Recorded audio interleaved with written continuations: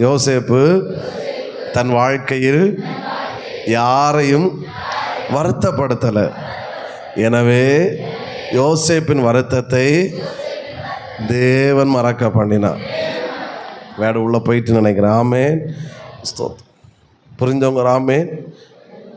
அவன் இப்படி சொல்லலாம், போத்திபாருக்கு வீட்டில் இருக்கும்போது அவன் அந்த கலை வரும்போது அவன் சொல்கிற வேட என்னென்னா, தேவனுக்கு விரோதமாக இவ்வளோ பெரிய பொல்லாங்கு செய்வது எப்படி? உன் புருஷனாகிய போத்திபாருக்கு விரோதமான துரோகம் செய்வது எப்படி? அதான் அவனுடைய கேள்வி. தேவனை வருத்தப்படுத்த என்ன சொல்கிறியா? உன் புருஷனுக்கு துரோகம் பண்ண என்ன சொல்கிறியா? அது என்னால் செய்ய முடியவே முடியாது. ஆமென்.